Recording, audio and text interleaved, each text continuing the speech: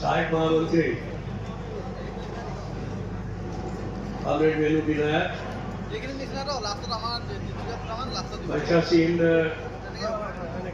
सभी केंद्रीय पदाधिकारी, युवा शक्ति, महिला शक्ति और केंद्रीय पदाधिकारीगण, डिविजनल कन्वीनर, सभी साथियों को ऑल इंडिया रेल फेडरेशन की ओर से बहुत सारी ढेर सारी शुभकामनाएं। और देर पर भी आप लोगों ने बहुत ही मजबूत संगठन था हमारा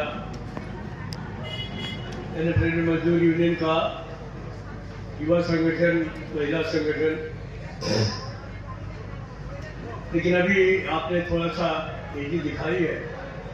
अभी बदरपुर में आपने महिला सम्मेलन किया बहुत जोरदार तरीके से, और अभी यहाँ पर डिब्रूगढ़ में आपने अपना युवा सम्मेलन बुलाया। तो ये एक अच्छी निशानी है कि संगठन में आप युवाओं का महत्व, महिलाओं के महत्व को समझने का प्रयास कर रहे हैं। जो परिपाटी रखांदा ने छोड़ी थी उसको आपने आगे बढ़ाने का काम किया। तो इसके लिए मैं एनएफ मजदूर यूनियन की लीडरशिप को और तमाम साथियों को बहुत बहुत धन्यवाद देता हूं, आपको बधाई देता हूं। और आशा करता हूं कि अब इस प्रक्रिया को आगे कायम रखने का काम किया जाए। मित्रों, युवाओं के बगैर, महिलाओं के बगैर संगठन अधूरा।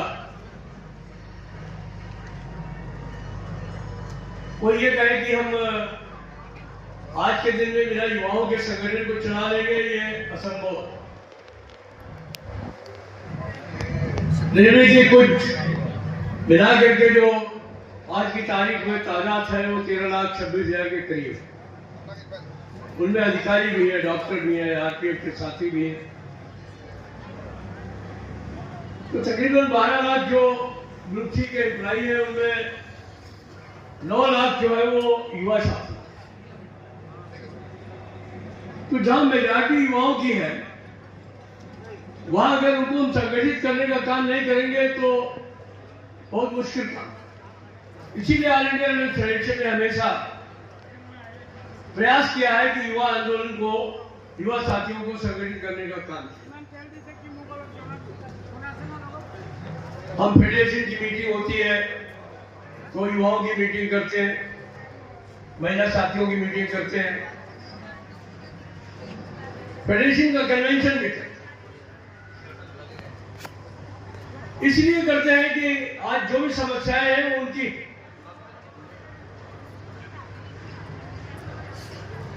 आज हमारे सामने सबसे बड़ी चुनौती क्या है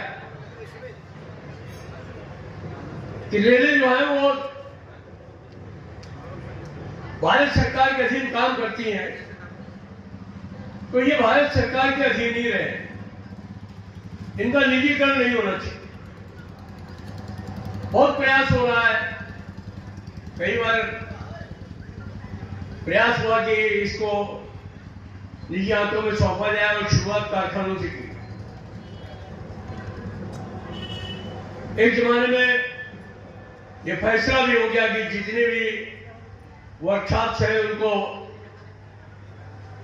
प्रोडक्शन यूनिट्स के साथ में मर्ज कर दिया जाएगा, और फिर उसको जो है वो एक बड़ा कारपोरेशन बना करके, नेशनल कारपोरेशन बना करके फिर निजी हाथों में सौंपने का काम किया। मंत्री जी ने बाकायदा घोषणा कर दी इस बात की, लेकिन ये संभव नहीं होगा। क्यों संभव नहीं हुआ? क्योंकि ऑल इंडिया रेल फेडरेशन युवा साथी थे, आप लोग थे। हम लोगों ने कहा होने नहीं देंगे। कारखाने भी बच गए, प्रोडक्शन यूनिट भी बच गए, कारपोरेशन भी नहीं बना।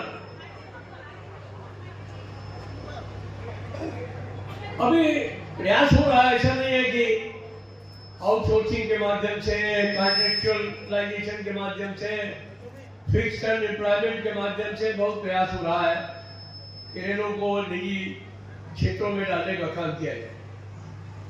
लेकिन अगर ये निजी क्षेत्र में जाएंगे तो नुकसान सबसे बड़ा किसका होगा? हमारे युवा साथी।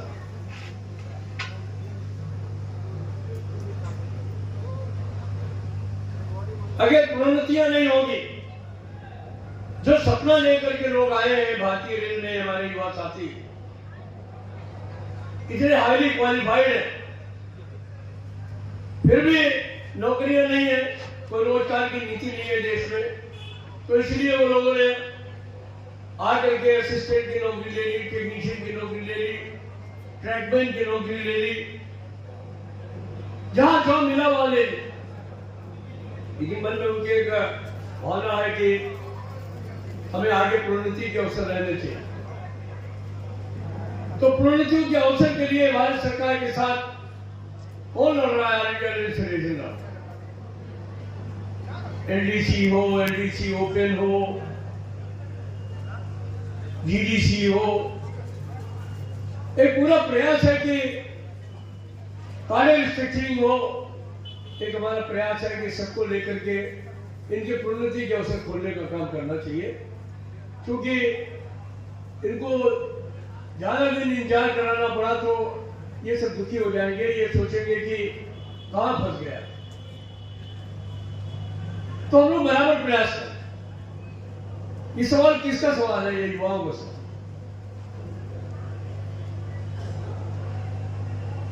निजीकरण से रेलों को बचा करके रखा जाए, किसका सवाल है?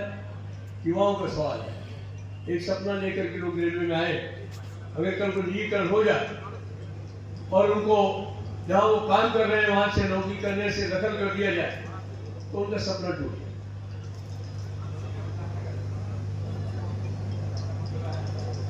आपको अच्छा काम करने का अवसर मिले, अच्छी वर्किंग कंडीशन हो, आपकी इवन आपकी लिविंग कंडीशन अच्छी हो, आपका कैरियर पोजीशन अच्छा हो, तो ये कौन किसके सवाल है? युवाओं के सवाल। और इन युवाओं के सवालों को लेकर के ऑल इंडिया रेल फेडरेशन, मजदूर यूनियन, हमारे सारे एफिलिएट्स उनको संगठित करने का काम कर। लेकिन ये सब आपको मिलेगा तभी जब युवा संगठित हो। इसलिए हमारी अपील है आपसे कि शाखा के स्तर से युवाओं को संगठित करें। अगर कारखाने हैं तो हर सेक्शन की युवा इकाई होनी चाहिए, कारखाने की भी युवा इकाई। अगर ओपन लाइन है तो कोशिश करिए कि वहां पर भी जितने भी कार्य रह सकते अपनी युवा इकाई, हर ब्रांच की युवा इकाई, मंडल की युवा इकाई, हर 2 महीने पर एक बार उनका युवा संवाद हो। और जब मैं युवा की बात करता हूं तो खाली बच्चों की बात नहीं है, वहां बच्चियां भी।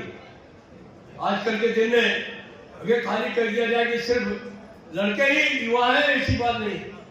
हमारी तमाम बच्चियां हैं जो उतनी क्वालिफिकेशन लेकर के, उतनी ऊर्जा लेकर के जो रेलवे में आने का काम कर रही है, और संगठन में उनकी बराबरी, उनकी भागीदारी, उनकी सहभागिता बराबर होनी चाहिए। अगर वो रहेगी तभी हम युवाओं को संगठित करके आगे बढ़ाने का काम करेंगे। तो मेरा निवेदन है आप तमाम साथियों से आज के इस अवसर पर, जब आप अपनी इस कॉन्फ्रेंस को कर रहे हैं, कि यहां से जाने के बाद हर शाखा की युवा इकाई का निर्माण करें। अगर बनी हुई है तो और अच्छी बात, नहीं बनी है तो बनाने का काम करें। 2 महीने में कम से कम एक बार युवा संवाद जरूर हो, महिला संवाद। 6 महीने में डिवीजन का युवा संवाद, साल में एक कॉन्फ्रेंस पूरे जोन की हो, जैसे आप आज यहाँ डिब्रूगढ़ में कर रहे हैं, पिछली बार लंबी में की। एक कोशिश करें कि तमाम युवाओं को संगठित करने का काम करें, तमाम जो भ्रष्टाचार है उनको तोड़ने का काम करें।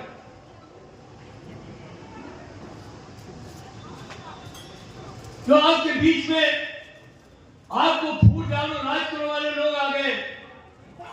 वो युवाओं के दुश्मन है, उनको पहचानने का काम करें। आजकल बंटवारे का काम बहुत आसानी से किया जा रहा है। जब से ये सीक्रेट बैलेट चुनाव की प्रथा आई है तब से हर वो काम होने लगा है जो समाज को बांटने का काम करते हैं। वो रेलवे के कर्मचारियों को भी बांटने का, कभी जात के आधार पर बांटते हैं, कभी कैटेगरी के आधार पर बांटते हैं। तुम एएसएम हो, तुम रनिंग स्टाफ हो, तुम टेक्नीशियन हो, तुम बाबू हो, तुम अकाउंट्स हो, हर आदमी जो है वो उसकी एक अभिलाषा हो गई है कि हमारी अपनी एक संगठन हो, हमारा अपना हो। लेकिन अगर अलग अलग बढ़ जाओगे तो क्या मिलेगा? अपनी मांग मनवा पाए? एकता की आवश्यकता है या नहीं है? मैं आपसे जानना चाहता हूं। और सबसे ज्यादा एकता की आवश्यकता किसको है? युवाओं को। युवाओं को है या नहीं है? तो सबसे पहले ये संकल्प लेकर के यहां जाएं कि हम बटेंगे नहीं। मंदिर बांटा, मस्जिद बांटा, धरती और आसमान को, इतना तो सब बांट चुके हो। मत बांटो इंसान को, मत बांटो इंसान को, मत बांटो इंसान। न हिंदू, न मुसलमान, न सिख, न ईसाई, कौन सी जात जो इंसान से पहले आई? हमने मजहब बनाया, हमें मजहब नहीं। और लग जाए गले हम तो है भाई भाई, और लग जाए गले हम तो है भाई। ये बंटवारे की जो परिपाटी है इसको तोड़ना पड़े। एकता के दृष्टिकोण को सामने रख के आगे बढ़ना पड़े। हमारे जो नए बच्चे और बच्चियां रेलवे में आ रहे हैं उनको हमें समझाना पड़ेगा, उनको सिखाना पड़ेगा, उनको ऑल इंडिया रेलवे फेडरेशन मजदूर यूनियन के इतिहास के बारे में बताना पड़ेगा, जो हमारे भविष्य की स्ट्रेटजी है उसके बारे में बताना पड़ेगा। और इस काम में जो हमारे तमाम महारथी साथी यहाँ बैठे हुए हैं या मंच में बैठे हुए हैं उनको अगुवाई करनी चाहिए। तो अगर इन सब चीजों को लेकर के हम लोग इन युवा साथियों को इकट्ठा कर लिए तो मुझे पूरा विश्वास है ये जो युवा शक्ति है, ये जो युवा ऊर्जा है, ये संगठन के लाल झंडे को भी बुलंदियों पर ले जाएगी और भारतीय रेल को भी बचा लेगी और अपने युवा शक्ति को भी बचाने का काम करेगी। उस दिशा में आप आगे बढ़े, मैं यही कामना करता हूं। ये संभव नहीं है, संभव थोड़ा सा जागरूकता लाने की जरूरत है। मुझे खुशी है कि पीड़िता ने इस कार्य को हाथ में लिया है। हमारे तमाम युवा शाखा मंत्री हैं, युवा वो है। आज मैं आया तो देखा, पिछली बार दिवाकर बरुआ ने पिछली बार आया था तो इनका झंडा बुलंद था, झंडा आज भी इनका बुलंद है, लेकिन नए बच्चों को भी इन्होंने आगे बढ़ाने का काम किया है। इसके लिए मैं इनको बहुत जो है वो धन्यवाद देता हूं। और एक बात और कहना चाहता हूं कि अगर मिठाई खाने की आदत पड़ जाएगी तो फिर गड़बड़ हो जाएगी, इसलिए मुझ खाने की भी आदत डाली। आपने जिनकी बात की कि ईगो की, तो ईगो तो सब में होती है, लेकिन ईगो तोड़ने वाला होना चाहिए ना। झुकती है दुनिया, झुकाने वाला चाहिए। आप है झुकाने वाला,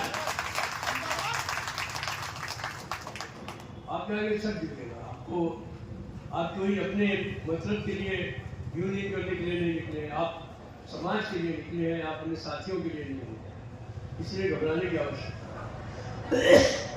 अपने एकता, अपने संघर्ष का जो मूल रूप है आपका, उस पर कायम रहे। आने वाले समय में ये नौजवान साथी, हमारे बच्चे और बच्चियां इकट्ठा होकर के हर चीज का मुकाबला करेंगे, चाहे वो भारत सरकार हो और चाहे स्थानीय प्रशासन हो। मैं आपके इस युवा सम्मेलन का उद्घाटन करता हूं और आप तमाम साथियों को आगे और आप बेहतर युवा शक्ति को संगठित करें, इसकी कामना करता हूं। धन्यवाद।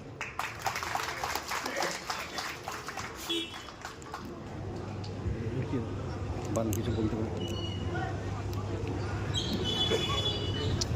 বন্ধ হয়ে গেছে।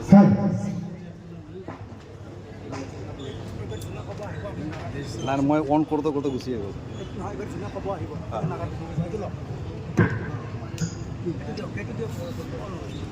অন হৈছে।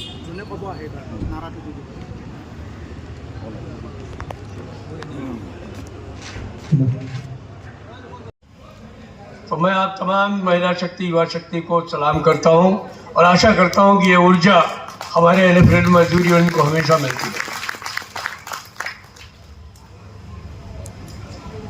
साथी मेनू ने हमारा काम काफी हल्का करने का काम किया है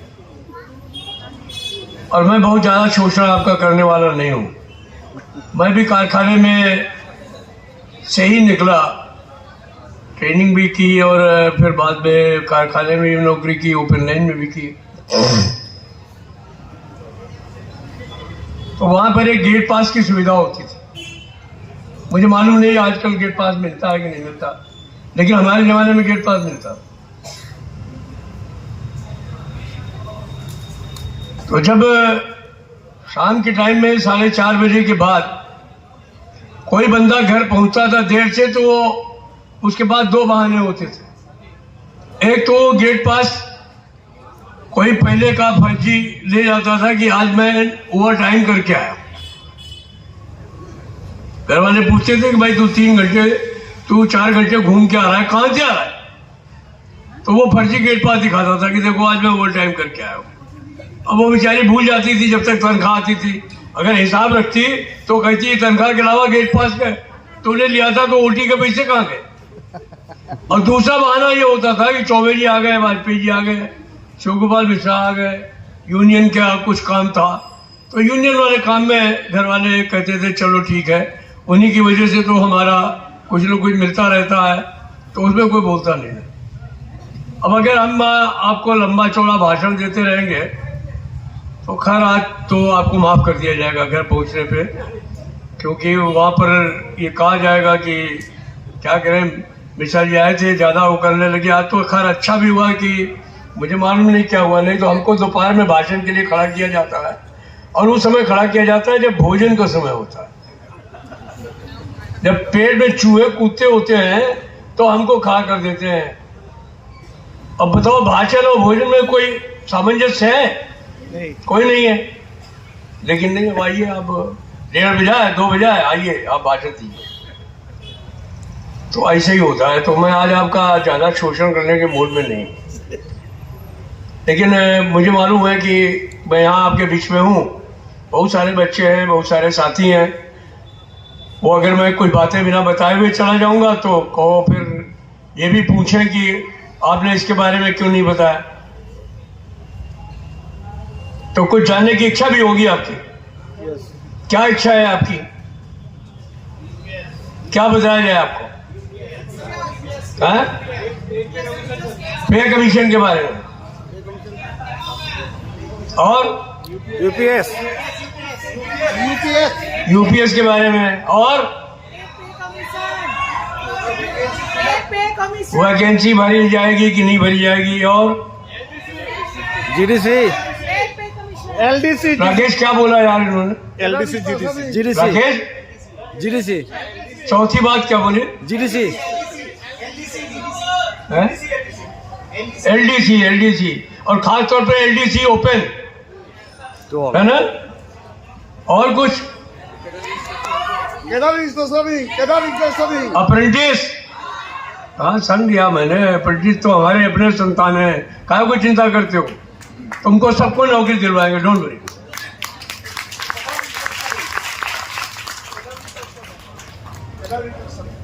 हाँ देखिए कितना मजबूत सवाल लेके आया, कैडर रिस्ट्रिक्शन। अब इतने सारे सवाल आपके मन में, अगर इन पर हम कुछ बात नहीं करेंगे तो फिर आप लोग तो नाराज हो जाएंगे कि देखिए अच्छा नहीं हुआ। दोपहर में आपने खाना भी बहुत अच्छा खिलवाया है, तो हमारा फर्ज भी बनता है कि कम से कम जब अच्छा नमक खाया हो तो उसको अदा भी करना चाहिए। तो ये जो विषय आपने रखे हैं कुछ इन पर भी चर्चा करूंगा, 2-4 और विषय पर चर्चा करूंगा। वैसे बरुआ साहब ने हमको इजाजत नहीं दी है इस बात। इन्होंने मुझसे कहा कि अभी मैं मिश्रा जी को बुलाता हूँ, वो 2 शब्द कहेंगे आपसे। और 2 शब्द अगर मुझे बोलने हो तो धन्यवाद, खत्म हो गए ना। है? तो मैं इनसे माफी मांग लूंगा कि इन्होंने 2 शब्द कहे, मुझे कुछ ज्यादा शब्द कहने पड़े। देखिए, जहां तक सवाल, सबसे बड़ा सवाल यह है कि वैकेंसीज का,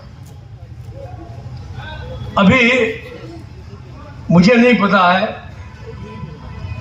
कि रेलवे बोर्ड में कौन सा आर्टिफिशियल इंटेलिजेंस जो है वो आया है, वो जमीन से निकला है या आसमान से आया है, मुझे नहीं मालूम। लेकिन रेलवे बोर्ड में कुछ एक नई आर्टिफिशियल इंटेलिजेंस आ गई।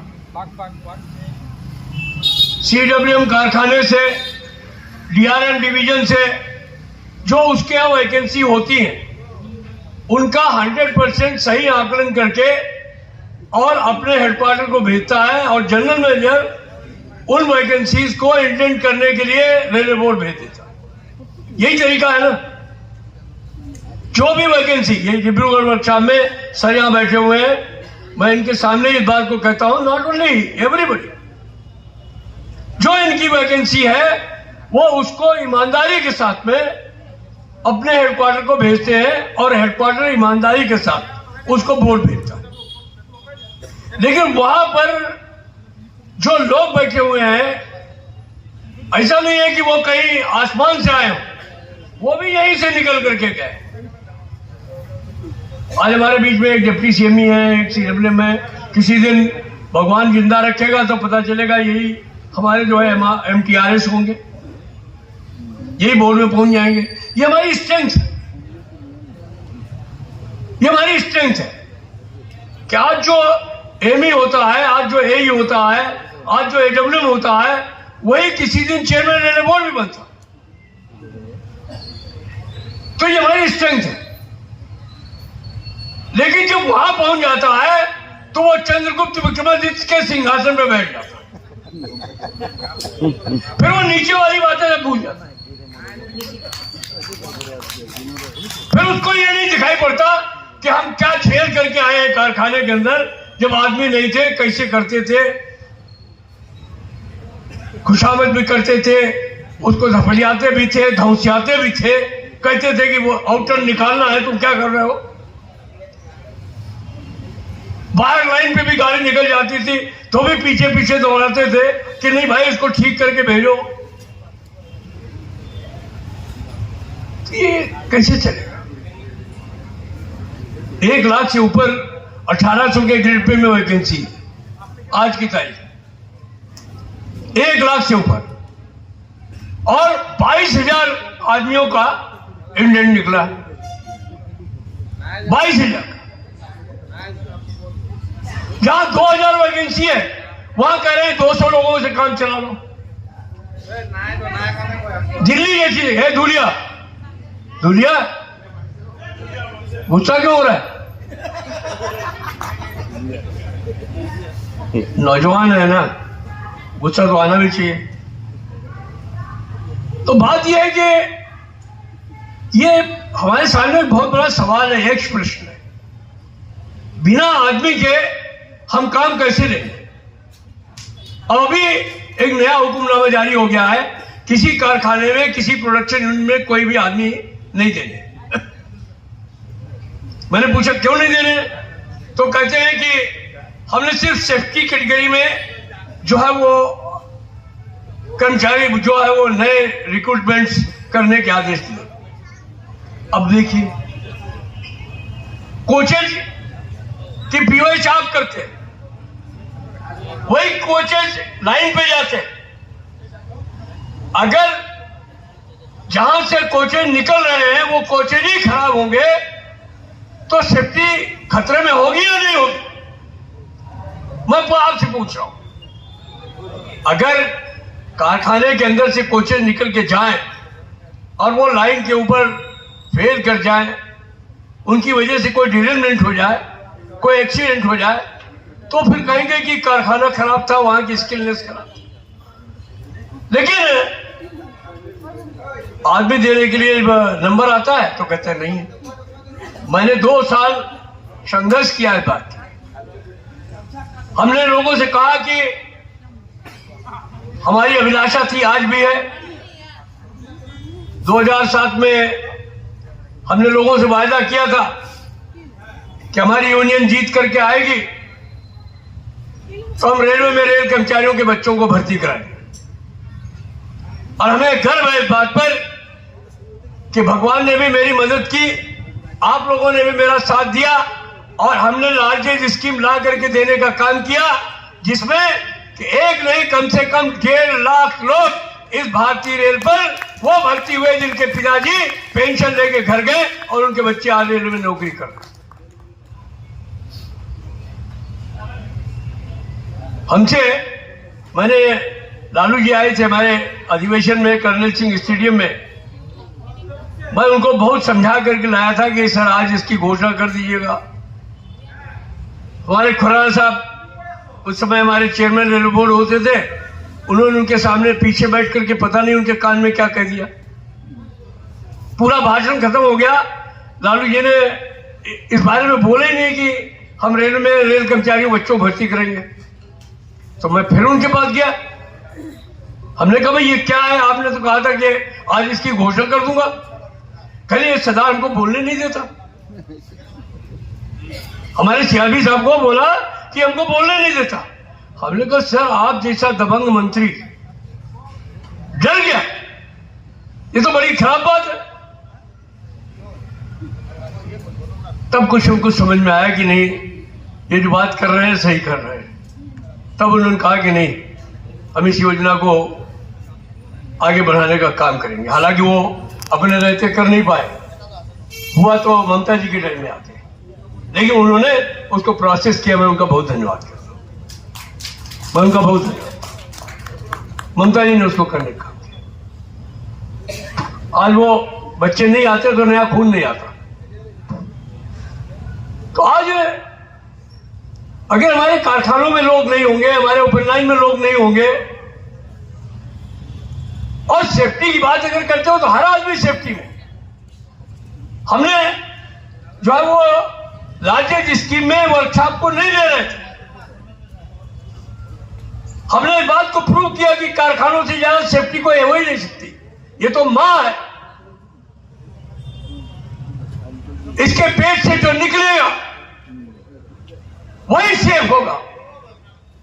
आज बच्चा मां के पेट से निकल करके अपने को सुरक्षित महसूस करता है, तो जिस समय यहां से जो भी प्रोडक्ट निकलेगा, चाहे वो वैगन हो, चाहे वो कोच हो, अगर वो अच्छे तरीके से यहां से निकलेगी तभी सुरक्षित रहेगी, तभी सेफ्टी रहेगी।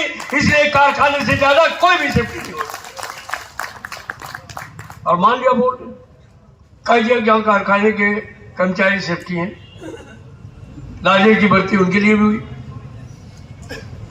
लेकिन अब नया रिजीम आ गया है, वो कह रहे हैं कि नहीं कारखाना सेफ्टी नहीं।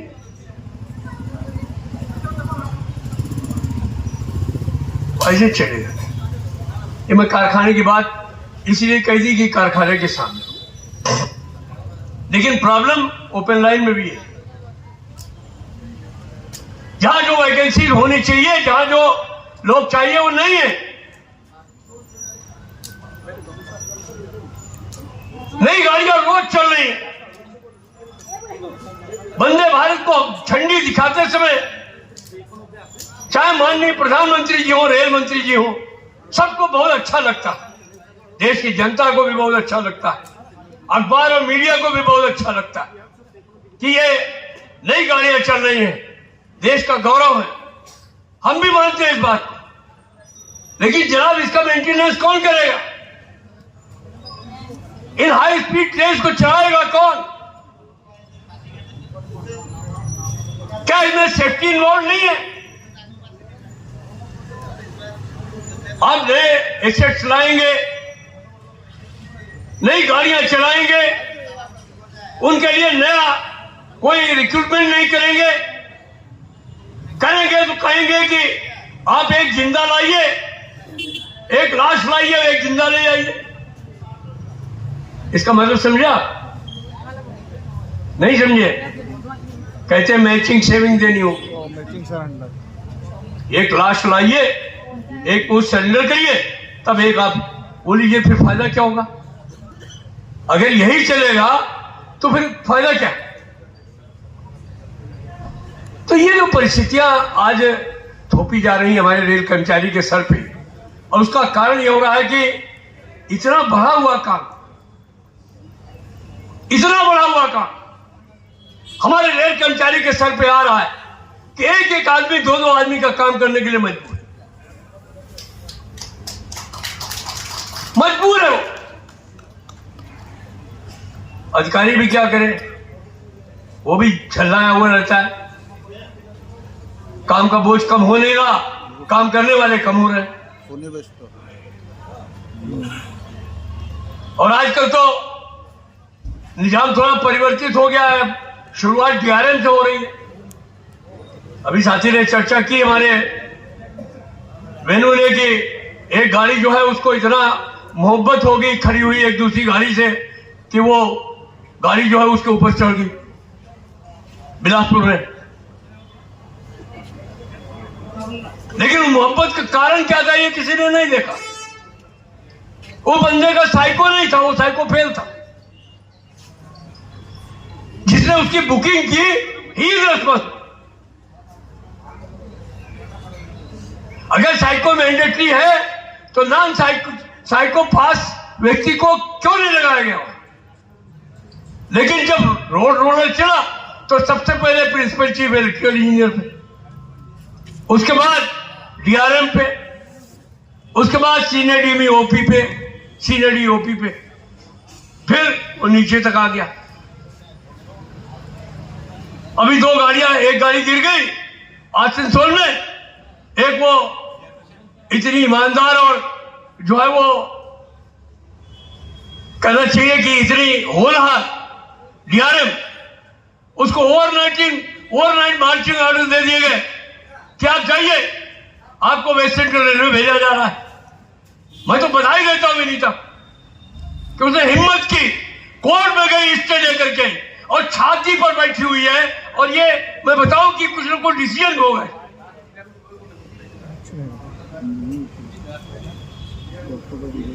एक जगह न कोलिजन है न कोई इमरजेंट कोलिजन है। पैरामीटर्स रेलवे बोर्ड ने तय किए कि 433 मीटर दूर पर अगर दो इंजन एक ही पटरी पे आ जाएंगे तो इनको कोई भी एक्सीडेंट नहीं माना जाएगा। मैंने नहीं बनाया ये कानून बोर्ड ने बनाया। लेकिन आगे तो हमारे बोर्ड में मोदी साहब कहते हैं कि अगर थोड़ा और आगे बढ़ जाता तो क्या होता। अच्छा भला डीआरएम था, उसको बेचारे को स्कोर भेज दिया गया।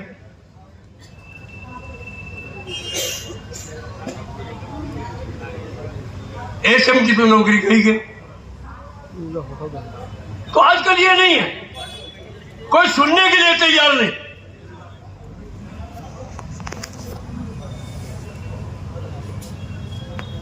और अगर इन सब परिस्थितियों में चाहे अधिकारी हो चाहे कर्मचारी हो, अगर वो सब मिल करके कोई रास्ता नहीं निकालेंगे तो रेलवे के सामने बहुत बड़ा संकट आ जाएगा।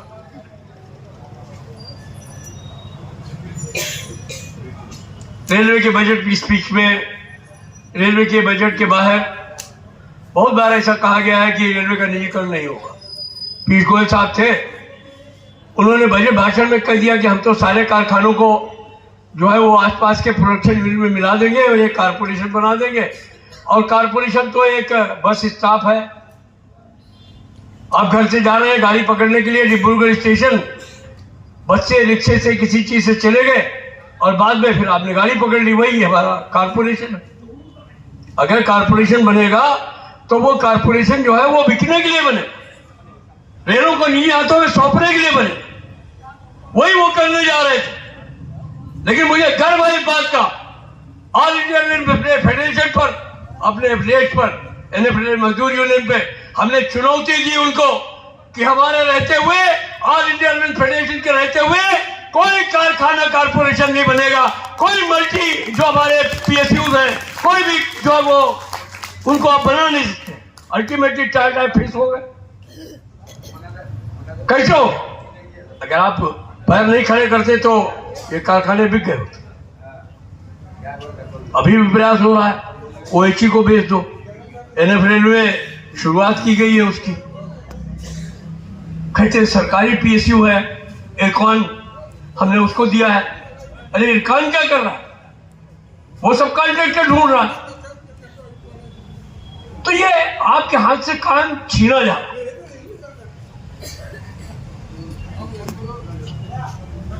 यार आप लोग वहां क्या कर रहे हैं बगल में खड़े हुए?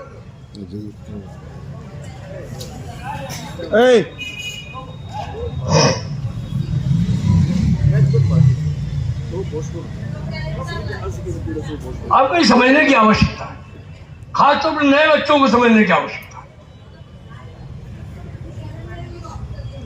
अभी नया काम शुरू हो गया, ठेकेदार को कहा जा रहा है कि आप जो है वो टेक्नीशियन ले आइए, कारखाना हो या ओपन लाइन।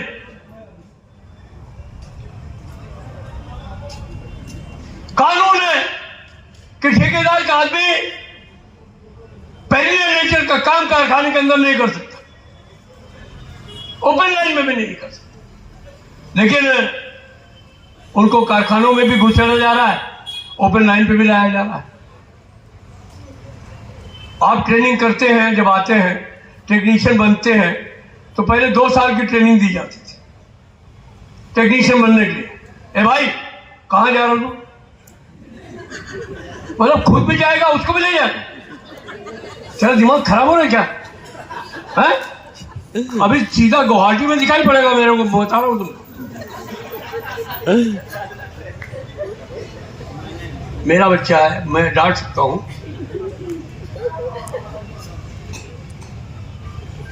तो मैं आपसे ये कह रहा था कि परिस्थिति क्या है आपके साथ।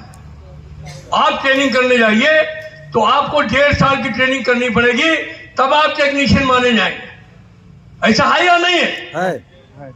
वो भी 6 महीने कम कराने के लिए कितने पापड़ बेलने पड़े बोर्ड में, मैं जानता हूं। लेकिन अभी हुक्म जारी हुआ है कि SSC 15 दिन की ट्रेनिंग दे करके ठेकेदार के आदमी को कह दे कि ये टेक्नीशियन के लिए फिट है। आप क्या ऐसा हो रहा है कि नहीं हो रहा है? नहीं, ऐसा नहीं हो रहा है। नहीं हो रहा। बड़ी अच्छी बात है, ऐसा होने मत देना। अगर कहीं ये बात हो तो ऐसा होने मत देना, नहीं तो नौकरियां आपकी जाएंगी, प्रमोशन आपको नहीं मिलेगी। कई जगह हो रहा है। अभी हम लोगों ने बहुत बड़ा आंदोलन किया ट्रैक मशीन के लिए, इसी तरीके की विधा आ गई। अभी डिब्रूगढ़ से गाड़ियां चलती होंगी, मैं पूछ रहा हूं, आपने कहा नहीं होता। मैं पूछना चाहता हूं, डिब्रूगढ़ से जो गाड़ियां चल रही हैं उनमें ठेकेदार का आदमी चल रहा है या नहीं चल रहा है? चल रहा है ना। हमारे जो टेक्नीशियन चलते थे वो कम कर दिए गए कि नहीं? नहीं, कम नहीं है। पहले 6 डिब्बों के ऑर्डर थे, अब 12 पर कर दिया गया कि नहीं कर दिया गया? उनके जो टेक्नीशियन हैं 1 हफ्ते की ट्रेनिंग ले करके, और उनको कहा जा रहा है कि ये फिट टू रन है, बिल्कुल टेक्नीशियन की ट्रेनिंग ले करके। आप कहते हैं आप क्या नहीं हो रहा है? क्यों जनाब, हाल क्या है जनाब का? मैं आप ही से पूछ रहा हूं, आपने कहा यहां नहीं हो रहा है। अपने अगल बगल में देखोगे नहीं, you will have a sombre sleep. यही होने वाला है। जागो, राजधानी टेक्नीशियन बोलो, जागोगे नहीं तो पता चलेगा कि सब कुछ बर्बाद हो जाएगा। जब नींद खुलेगी तो देखोगे कुछ नहीं बचा है। जाइए ना डिब्रूगढ़ स्टेशन में, यार्ड में, देखिए क्या हो रहा है। तो ये जो परिस्थिति है उसको समझने की आवश्यकता है। अगर हमने ये परिस्थितियों का जो निर्माण हो रहा है उनको ठीक करने का काम नहीं किया तो हमारे सामने बहुत बड़ा संकट आने वाला चल रही है। और यही नहीं, नीचे से चल रही है, ऊपर से भी चल रही है। कभी ये ट्रेड मर्ज कर दो, कभी अफसरों को मर्ज कर दो, कभी वो हमारी यूनिवर्सिटी थी उसको, हमारा विद्यालय था उसको यूनिवर्सिटी बना दिया गया है। तो मेरा विनती ये है कि ये जो इस तरीके के काम हो रहे हैं, फिक्स टर्म एम्प्लॉयमेंट पे 20,000 रुपये में टेक्नीशियन ले लिया जाएगा, 25,000 रुपये में जेई आ जाएगा, 30,000 रुपये में एसएससी आ जाएगा, तो ये भारतीय रेल के लिए ठीक है? नहीं है सर, मैं पूछ रहा हूँ आपसे, नहीं है, ये 20,000 रुपये वाला आदमी काम करेगा? नहीं करेगा। और गाड़ी गिरेगी तो जिम्मेदारी तुम्हारी होगी, अधिकारी की होगी, सबसे पहले एक्शन डीआरएम के ऊपर होगा। ये निजाम आ गया। आप 15 दिन की ट्रेनिंग दे करके आदमी लगाएंगे, कर्मचारी नहीं होगा, गाड़ियां चलनी चाहिए, हाई स्पीड रेस चलनी चाहिए, डिरेलमेंट हो जाएगा तो जिम्मेदारी फिर ऊपर से फिक्स होना शुरू हो जाएगा। ये सारी चीजें समझने की आवश्यकता है। हम लोग सब मिलकर के भारतीय रेल को चलाना चाहते हैं। भारतीय रेल सिर्फ जो लोग हुक्मनामा जारी करते हैं उनके लिए नहीं है, ये को कोई खतरे में डालने का काम करेगा तो देश है। आज देश का विकास हो रहा है तो भारतीय रेलों की वजह से। अगर देश के विकास में सबसे ज्यादा किसी का हाथ है तो भारतीय रेल। इस भारतीय रेल को बचाने का काम हम सबको मिलकर एक्सट्रासी केबिल बैठने वाले लोगों को करना। अदरवाइज ये रेल को किस तरीके से बर्बाद किया जा सकता है, वो सारा सामान का इंतजाम जो है वो बैठे बैठे कर रहा है और सबसे ज्यादा बोर्ड कर रहा है। तो थोड़ा सा अपने अपने डिवीजन में, अपने अपने डिपो में, अपने अपने कारखाने में जरा देखिए कि अगल बगल में क्या हो रहा है और उस पर थोड़ा रिएक्ट करने की कोशिश। यहाँ एक सवाल आपके सवालों के हैं कि कार्य स्थिति में क्या होगा। आज 2 साल डिले हो, 2025 2023 में हो जाना चाहिए। पिछली रिस्ट्रिक्टिंग 2013 में हो गई, लेकिन चुनाव वगैरह आ गए, पहले से इनको डिले था और डिले हो गया। लेकिन अभी हम लोग लगे हुए हैं, एक एग्रीमेंट कर लिया कि कायदा रिस्ट्रिक्टिंग का ऑर्डर चाहे जब निकले सितंबर 2023 से लागू माना जाएगा। ये फैसला हम लोगों ने कराने का काम कर दिया। एरिया में मिलेंगे तालियां और बस, उसको भी आपको 4200 के अलावा 4600 के ग्रिड पे मिलाना होगा और सीआरआई को 4800 का ग्रिड भी देना होगा। तो हर कैडर आगे बढ़े उसकी व्यवस्था हम लोगों ने मांग करने का काम किया। ट्रेन मैनेजर को भी एक ग्रेड हायर मांगा है। अभी लोको पायलट की बात कर दूंगा, ट्रेन मैनेजर साहब की बात नहीं करूंगा, वो कहेंगे हमारा नाम ही नहीं लिया। सिग्नल वालों को 2 साल पहले मिल जाना चाहिए था। उनकी कैडर स्ट्रक्चरिंग हमसे अलग थी, ज्यादा थी, तय हो गया एम सिग्नल के सिग्नेचर से। वो तो जीएम होकर के रिटायर हो गए, लेकिन वो समस्या वहीं फंसी हुई। अभी हम लोगों ने कह दिया है कि जब तक उस पर फैसला नहीं होगा आगे नहीं बढ़ेंगे। बहुत सारे लेफ्टिनेंट कैडर्स, आप चिंता नहीं करो, कैडर स्ट्रक्चरिंग हम लोगों के दिमाग में है, बराबर हम उसके लिए परसू कर रहे हैं। अभी पीछे हर जगह एक ही बात थी कि अब की बार पे कमीशन नहीं बैठेगा, ये सरकार पे कमीशन नहीं बैठाएगी। मुझे नहीं मालूम क्यों थी, हो सकता है कोई राजनीतिक विचारधारा रही, लेकिन मैं जहां भी गया, आपके यहां भी आया, हर जगह हम लोगों ने कहा कि सीक्रेट बैलेट चुनाव के परिणाम चाहे जो, लेकिन अगर सरकार ने पे कमीशन की घोषणा 30 जनवरी तक नहीं की तो फरवरी में ऑल इंडिया रेल फेडरेशन संसद घेरने का काम करेगा। यह ऑल इंडिया रेल फेडरेशन ने उस समय आह्वान किया।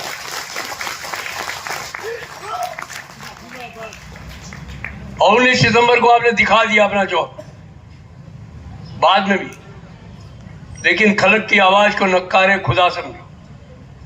सरकार समझती है कि ये लोग कोई राजनीतिक लड़ाई नहीं लड़ रहे हैं, ये अपने कर्मचारियों की लड़ाई लड़ रहे हैं।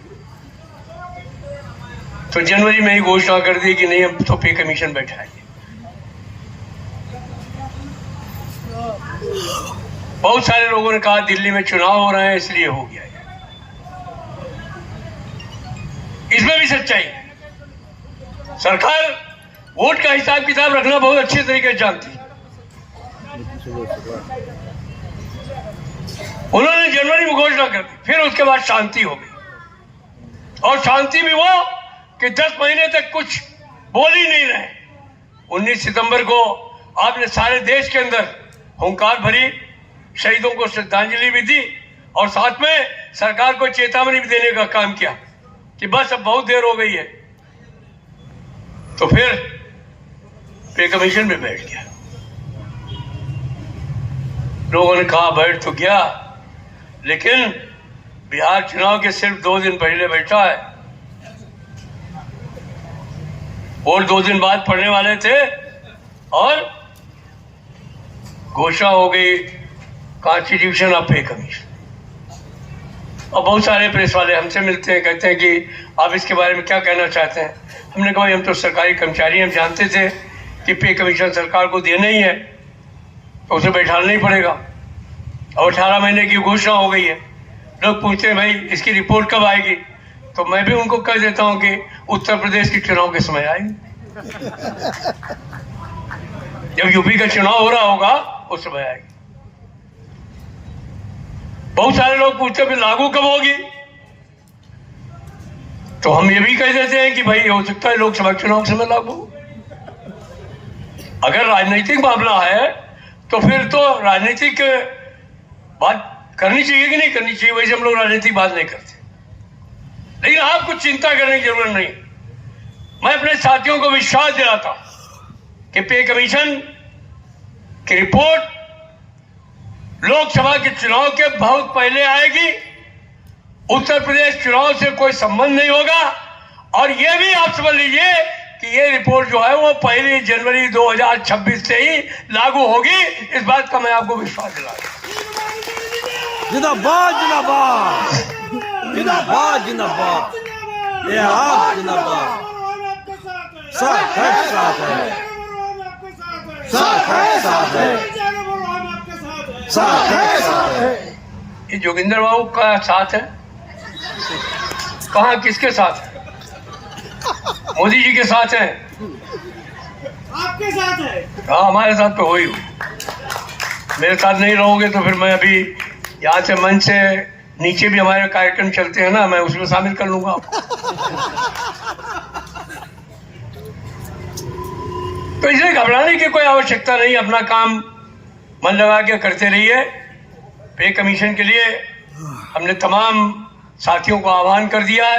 हर कैडर के लिए अलग अलग एक्सपर्ट्स को हम लोगों ने बुला लिया है। बढ़िया तरीके से मेमोरेंडम लेके जाएंगे, पे कमीशन सामने पेश करेंगे। और एक बात और समझ लीजिए, अगर पे कमीशन ने कोई घटतौली करने का काम किया तो हम लोग जो है वो उन लोगों में नहीं है कि जो कटोरा लेकर के कहीं खड़े हों। We don't believe in this charity. अगर हमें हमारा हक नहीं मिलेगा तो हम पूरी ताकत से, चाहे पे कमीशन हो या सरकार हो, उससे दो हाथ करने में कभी भी पीछे नहीं हटेंगे। ये बात साफ तौर पर समझ रहे। जिंदाबाद जिंदाबाद जिंदाबाद। हमें पूरा विश्वास है कि सरकार सरकारी कर्मचारियों की भावनाओं को समझती है, उनके साथ कोई खिलवाड़ नहीं करेगी। हमारे बहुत सारे साथी अपनी प्रोन्नतियों के लेके बहुत चिंतित है, होना भी चाहिए। आज सवेरे साथी हमारे वेणु कह रहे थे कि एक धनबाद डिवीजन में बंदा जो है वो ग्रेजुएट इंजीनियर आ गया, वो भी आईटी वाला, आईआईटी वाला। आजकल जिन्होंने उसको भर्ती किया था वो हमारे सीपीओ हैं, प्रिंसिपल सीपीओ हैं। आज वो रेलवे में नहीं है। चूंकि ट्रैकमैन में भर्ती हुआ, लेकिन लोग चाहे जो कहें, लेकिन रेलवे के अधिकारी भी ऐसा नहीं है, वो सब समझते हैं। उन्होंने पूरा मौका दिया उसको पढ़ने का और वो कंप्लीट कर गया। आज की तारीख में वो प्रशासनिक अधिकारी है। तो मौका देते हैं लोग, समझते हैं कि किसी मजबूरी में आ गया है, लेकिन इसको मौका देना चाहिए, देते। तो इतने पढ़े लिखे बच्चे आ गए हैं रेलवे में। ग्रेजुएट की तो मुब्बा है, फरमान, पोस्ट ग्रेजुएट, पीएचडी।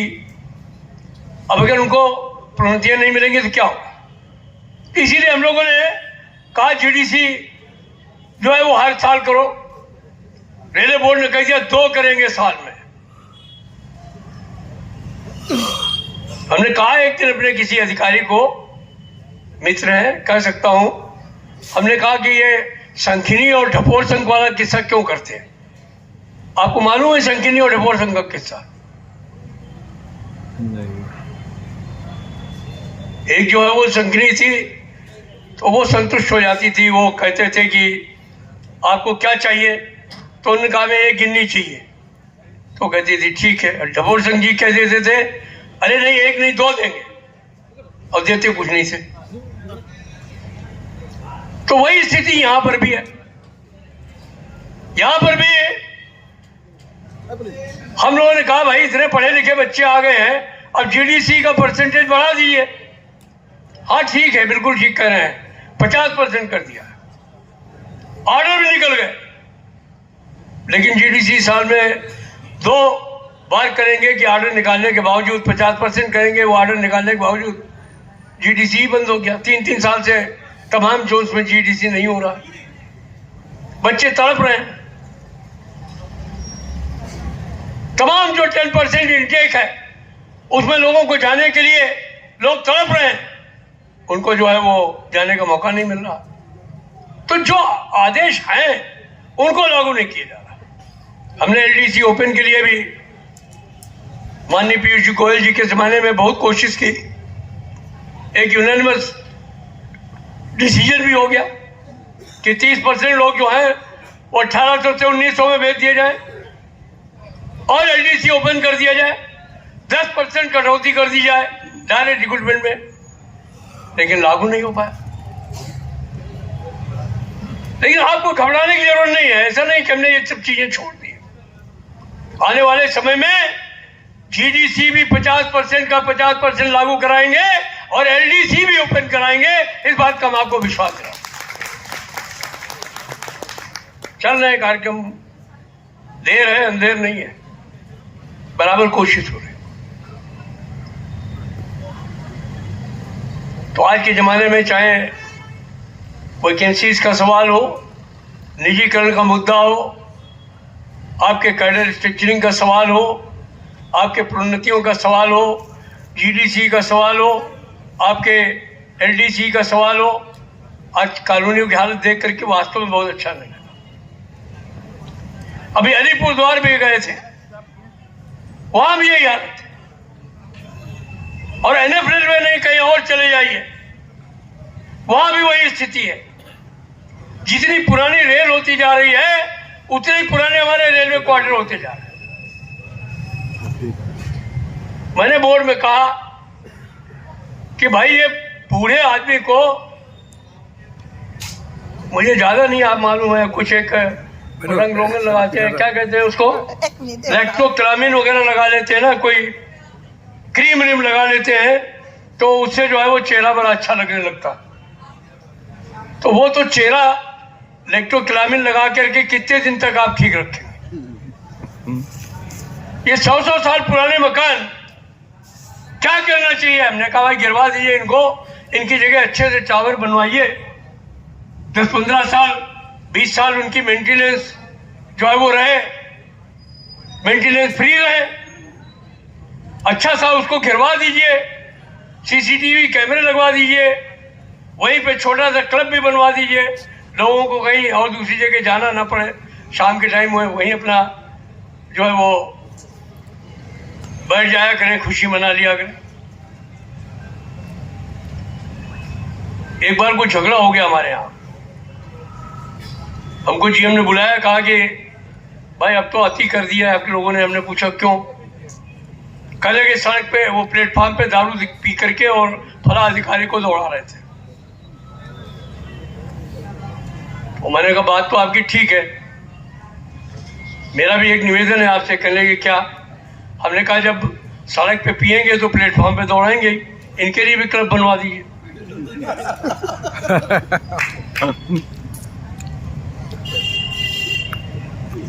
मैं ये बात नहीं कर रहा, मैं ये कह रहा हूं कि हमारे जो मकान है, अगर उनकी हालत अच्छी नहीं होगी, ऐसे ऐसे मकान होंगे जहां पर कि लोग रह नहीं सकते। एक बार नीतीश जी ने एक जो है वो सेफ्टी कॉन्फ्रेंस बुलाई दिल्ली में, और एक जो है वो दानापुर के शफाकत हुसैन साहब जो है वो रिटायरमेंट के 6 महीने बचे थे और उनसे एक्सपायर हो गया। उनको इसलिए बुलाया गया कि इस आदमी ने 3 अवार्ड लिए, इससे एक्सपायर कैसे हो गया 6 महीने पहले? तो उन्होंने कहा कि साहब जब मैं भर्ती हुआ था वाश बॉय में, वो उस जमाने में कोयला धोने के लिए वाश बॉय भर्ती होते थे, उसमें वो भर्ती हुए थे। फिर इस टीम में असिस्टेंट फायरमैन हुए, फायरमैन 1, फायरमैन 2, फिर फायरमैन, फिर मालगाड़ी के जो है वो पायलट, फिर आगे, और उस समय राजधानी चलाने लगे थे जब रिटायरमेंट के समय में। लेकिन उनका जो मकान उनको मिला था उसमें कोई तब्दीली नहीं, मकान वही। अल्लाह मियां की बरकत थी कि 7 बच्चियों के वो पिता भी बन गए, खुद मड़ई डाल करके, और बाहर रहते थे, और वहीं पे कोई मुर्गियां पाल ली थी उन्होंने। और उस दिन गाड़ी पे बैठे तो भूल गए, उनकी बेगम गई वहीं थी मैके, और वहां उन्होंने जो है वो भूल गए कि हमने पता नहीं वो मुर्गी का दरबा बंद किया कि नहीं बंद किया है। आज जाएंगे तो पता नहीं है कि मुर्गियां मिलेंगी कि बिल्ली खा जाएगी, क्या होगा। उसी चक्कर में एक्सपायर्ड हो गया। अब एक्सपायर्ड के लिए जिम्मेदार कौन है? चचा शफाकत है। जिस बंदे ने उसको सारी जिंदगी मकान नहीं दिया दूसरा, उसकी कोई जिम्मेदारी नहीं। तो ये चलने वाला नहीं है मामला। हर आदमी की जरूरतों को भी समझना पड़ेगा। आपने डीपी त्रिपाठी कमेटी बैठवाई, हाँ हमारी मांग पे बैठवाई।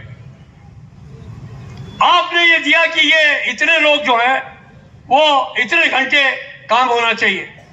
डीपी त्रिपाठी कमेटी ने लिखा कि सेफ्टी कैटेगरी में काम करने वाला 8 घंटे से ज्यादा काम नहीं करेगा। आज हालात क्या है?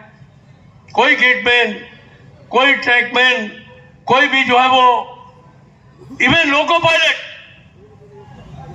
कितने घंटे काम कर, उनसे जो उनको काम के घंटे निर्धारित है उससे ज्यादा उनसे काम लिया जा रहा है कि नहीं लिया जा रहा है? नहीं लिया जा रहा है। लिया जा रहा है। आशुतोष यार तू भी नहीं बोल रहा है? कैसा नेता है तू रनिंग स्टाफ?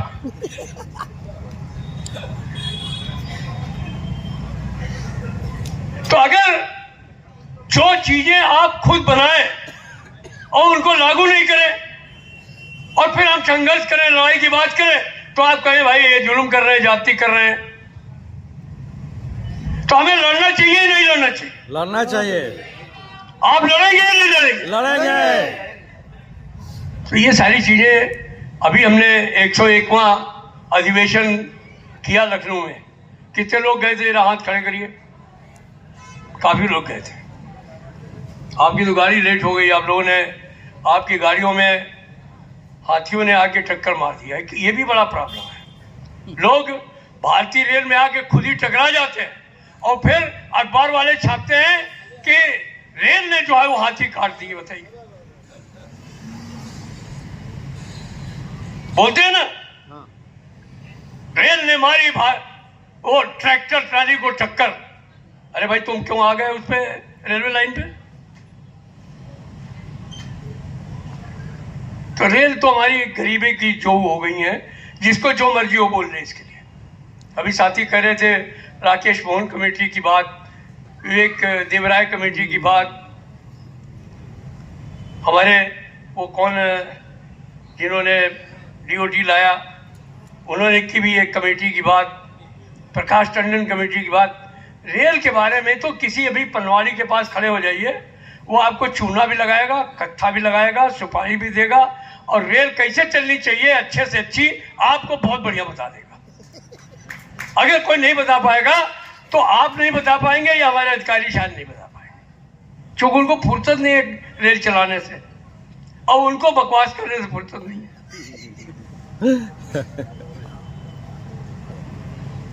तो वो कह देंगे कि कोर एक्टिविटी जो है वो दे दीजिए, मतलब सिर्फ हमको करनी चाहिए, नॉन कोर में ये हो जाएगा। इनको मालूम नहीं कि नॉन कोर से ही जो है वो कोर भी खराब हो जाएगा। तो ये चीजें चलने वाली नहीं है। मैं अपने नौजवान साथियों से एक ही विनती कर रहा हूं कि देखिए, रेल हमारी माँ है, रेल हमारे देश की लाइफ लाइन है।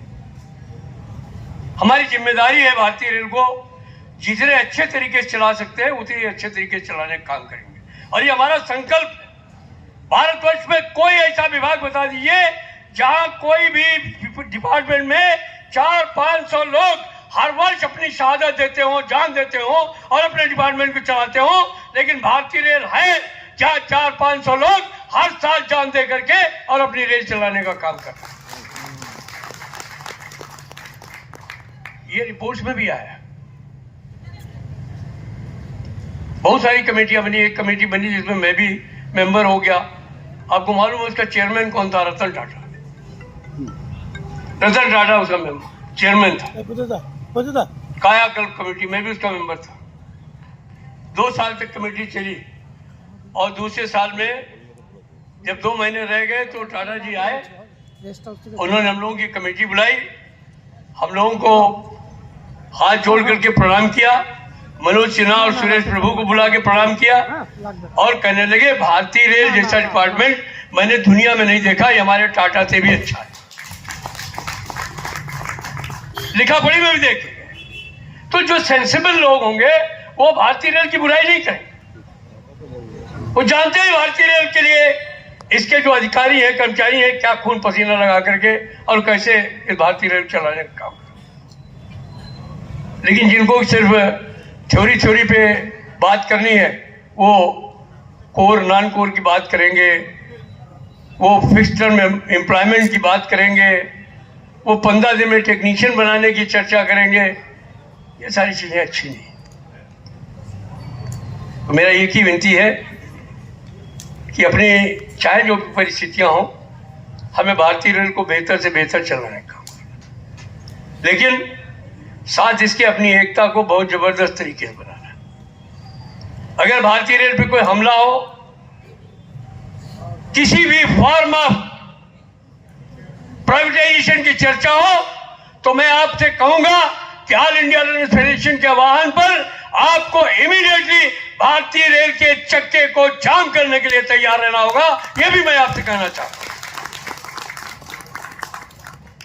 हम काम करेंगे, रेल चलाएंगे, पूरी मेहनत से चलाएंगे, लेकिन रेलों के साथ कोई खिलवाड़ करेगा तो उसका मुकाबला नहीं करेगा। इस बात को समझ लेना चाहिए। और रेल बची है तो सिर्फ इसी वजह से बची हुई। बहुत प्रयास होता है, इन्होंने ही नहीं पहले वालों ने भी किया।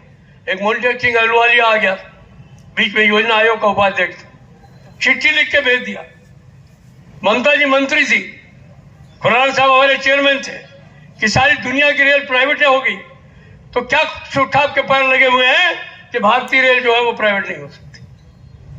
लेकिन उसका दुर्भाग्य था कि ममता जी रेल मंत्री थी, उन्हें बुला के कहा हम लोगों को कि देखिए ये चिट्ठी आई है, और फिर वो जवाब दिया कि अहलुवालिया साहब भूल गए। लोगों को समझ नहीं है कि भारतीय रेल है क्या। रोज हम लोग 2.5 करोड़ लोगों को भारतीय रेल पे यात्रा कराते हैं, पूरब से पश्चिम और उत्तर से दक्षिण। ऑस्ट्रेलिया और न्यूजीलैंड की आबादी को अपनी भारतीय रेलों पे ले जाते हैं। जिस समय कोविड आया, लोग कमरों के अंदर से नहीं निकले, घरों के अंदर में कैद हो गए, उस समय 11,000 गाड़ियां हमारे लोगों ने चला करके एसेंशियल कमोडिटीज को पहुंचाया और आखिर में तो ऑक्सीजन भी पहुंचाने का काम किया। ये भारतीय रेल।